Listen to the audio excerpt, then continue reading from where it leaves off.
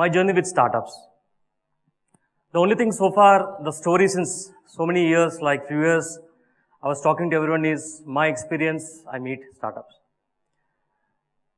It was the year 2009. As Ramna said, the crumbs, right? Let me connect to that. I too had to pick up a crumb. I didn't know what it was. After many years, I realized it was the right crumb.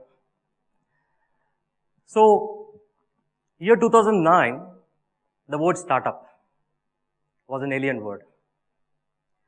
When I used to go to some social gatherings, people used to ask, what are you doing? I used to say, I have a startup. They pause for a moment and say, that's fine, but actually what you do? That was the answer. And my family says, you're putting us down. Why don't you find some job? Because the so-called startup, what you're doing, doesn't make any sense. Year 2015 and 16, the word startup is a brand. My dad, he runs an milling industry. He says his friend, I'm doing a startup. Because he's excited to use the word startup. So all this, it took long way, so many years for something which we didn't believe or we believed and we tried to continue in that. Today it has changed. Today, I hail from Hyderabad. I travel a lot. I travel only to meet startups. It has become. When I go to different places, people ask me which all places you've been. I said I met this many startups. And even my postings talks about all the startups, what they're doing. I'm so excited, right? My friend says like, I think even if we wake you midnight, you're going to talk about startups. And that always energizes me. So in the journey so far, I met hundreds of entrepreneurs. I seen the different life of everyone. Earlier when I was startup, it was a different scenario. But today, I meet day in and day out so many people working on different ideas. I would like to share a few of the things, my observations about the startups, why they do it, what is the insect in the mind of an entrepreneur. Today, I call it's the era of startups. Day in and day out, you have an app or a solution or a facility or a service or a product you can use. From the morning you get up, you press an app, you get a newspaper, you get milk. By the time you sleep, you have an app for entertainment. So we are completely surrounded by various apps, products, services which are so-called startups built by passionate entrepreneurs. I went to Nagpur recently. I met a young guy, he said, I'm working on an idea. Then I asked him a question. Okay, I think it's too early for you, but what do you think about an life of an entrepreneur? So literally, he drew on the paper and he showed me that. He says, this axis like the y-axis is an happiness and success and the x-axis being an time. He says everyone comes with a great idea and they reach to a point called I am sexy because everyone likes what he is doing. But as he keeps going much more deeper, he says, what an idiot I am. What am I doing? And then he says, everyone reached to a nirvana stage because they know what's going to happen. And later, the sustenance mode, then the roller coaster. Ups and downs, no money, no customers, not growing, no team, and all. And after surviving all those roller coaster, maybe 2 years or 3 years, you know where you're going to reach. This is what his explanation. It really inspired me a lot, a young fellow, third-year college student, when he could derive such an interesting life of an entrepreneur, that means it's not a small thing, it's a very serious affair. So again, my journey, I observed quite a few things. As morning, Dr. Sir said, an entrepreneur jumps from the cliff and thinks, yes. He jumps first, saying that I want to do it. And by the time he goes down, he's tried to design something, what I'm going to do it. That is the scenario of a lot of people. The first step. And trust me, out of number of entrepreneurs I interacted, majority people accepted that this is a phase you need to go. A natural phase, a journey of a startup, an entrepreneur is going to be the day you'll be penniless and you're going to fail. It's scary sometimes, but that's where the risk comes, right? And whatever you do, whatever idea, product you come, there are already big guys in the market with the deep pockets. We are not feared. These guys are not feared about the big guys. They still challenge them. They still try to find a gray area where the big guys don't have and they say, I have this. They always talk, what is my strength and which he doesn't have. And that motivates him a lot. And the ultimate motivation, I still feel you're going to fail, you're not sure what you're going to do, and you already have so much of competition in the market. But still, what's motivating you? That one idea which he feels that need to be a reality. Today we enjoy a lot of comforts. Today you all try to go, even earlier we used to go in autos, today we all are going in cabs. Because someone thought that it is possible, where even a common man can go in a cab, and it's possible, right? And today we can get all kind of comforts, affordability, with lot of facilities available, right? And all this possible because some entrepreneur thinking for a solution to solve a problem. And that he believes and dreams that his idea need to be in reality. This is how these people live without money, without any kind of benefits immediately. It's all about an idea, right? It all starts with that. But how do you define or derive what is a good idea? I'm sure, like we say that, ideas are dime a dozen. I'm sure everyone sitting in this room has one idea which is common to others. But there is only one person who is executing your idea and walking in front of you, which you only discuss, but someone is already doing there. The only difference is, idea is only that 1%. The 99% is how you execute and how do you believe in it. That is the only difference. If someone thinks it's not a common idea, I have a different execution strategy, I really believe it's going to work. All those big brands today we use day in and day out, all the entrepreneurs one day, few years back had that belief and said, my execution strategy is different. Today, all ideas looks very common and familiar, but the difference is only in the execution. It's a belief and execution is what I say and I heard from all these guys who made it things very successful. But, hold on. You know it's an execution and belief. But, if you see the statistics, even as investors, they always count that 90% of startups fail. You all agree? You've seen that. Why only the 10% are succeeded? I represent investors community as well, and a lot of people ask, it's very difficult to invest because many are not succeeding. So, I did a small study. I picked up two set of startups and entrepreneurs and tried to study them. What could be the difference? I took a set of people who are not able to grow, who are burning a lot of money and who are losing a lot of things.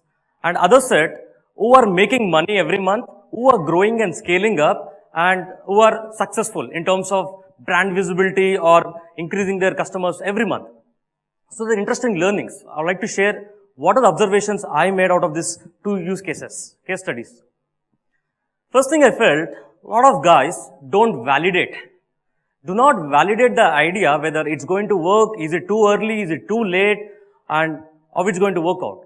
The other set of guys validates, take the feedback and iterate it or pivot it or think if it doesn't work, it's early, they will just stop it and work on something else. That's the first step and the difference between a successful and unsuccessful startup. And the next, 80% of users use only 20% of the features. And in the same case, we as a users, when you're using any product, we don't use the entire 100%. And the one who really realize what is that 20% which can drive his customers, which can convert the conversions, really makes an awesome product. The remaining guys try to build so many features thinking that this will excite the people, this will drive more customers and consumers, but is spending a lot of time to launch the product by building too many features. That's one thing I realized when I met one startup. I'll tell you the example a little later. And this is one big mistake I see. Again, these two guys, one follows, one doesn't follow. What the customer really need. The unsuccessful guy always try to act as a telepathics. They assume what customers need. Other guy, go to a prospect and ask what do you really need? Can you afford it? Is it the right time for you to use this product? And that's where they exactly add those features which will drive the conversions and customers. So I met one startup from Vijayawada. Normally, a lot of people come to me and say, I have this product, I have this app. Someone comes with an app, I'm the person least excited about apps. Because very few people really make money out of apps, mobile apps. So this guy comes and says, I have a mobile app. I said, oh, okay, good. And he says, next, I'm making money. I was excited. Oh, is it? I said, what is your app all about? He just shown the app. I have the app. I am the regular user of the app, by the way. So it's a simple app. It's nothing but a calendar. It's a Telugu calendar. Just you see the date and something called Panchang. People are crazy about Panchang, right? When they step out of home, they see which is the right time or wrong time. When you're taking the college admission, they say which is the right time, I have to pay the fees. So this is what people like it. And this is an addictive app. Even today when I'm saying coming, my parents said, just see that it's a good time you're going there. So he has 1 million users. And when I asked him how much you're making, he says, the minimum I make per month is 5 lakh rupees. And I have a team of just 2 developers. I said, like, what other people are doing? Spending a lot of money, huge resources. It's just simple. From a tier 2 city, he understood what really customers want, how we can monetize on that, and he's enjoying it.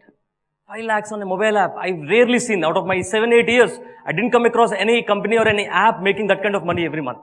Right? This is very much important thing that customers understand them. And this is one more biggest drawback. People, the successful companies first identify the right kind of experienced, skillful and passionate teammates. And others, they do that.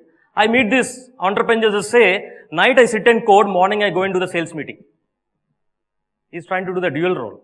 I feel like that is not the right thing. When you have to focus on your strengths, identify another co-founder, other person who do that. So, you see few of the successful brands or companies, you see who are the teammates. You'll find this kind of combination who have the right teammates and fail, right? So after learning all these things, when I met again all these successful startups, I asked them like, oh, you learned, you did achieve a lot. So they say, we didn't achieve it for the first time. All the guys who are doing good on making money or successful, they said, this is our 3rd or 4th startup which we are successful. Earlier, 1, 2, 3 have failed. All the learnings is what we could execute in the latest one and we could make it successful. And they said failure is nothing but first attempt in learning. It's not at all bad thing. And that's really the passion and that is how an entrepreneur is made. So here I meet a lot of people. These are 3 examples I want to quote. The lady, the top you can see, she's a European. She runs a company called Maple Mehendi. Once she came to India and she got her hand Mehendi art, and when she went back, people were excited about that. They said like, oh, nice design on your hands and all like.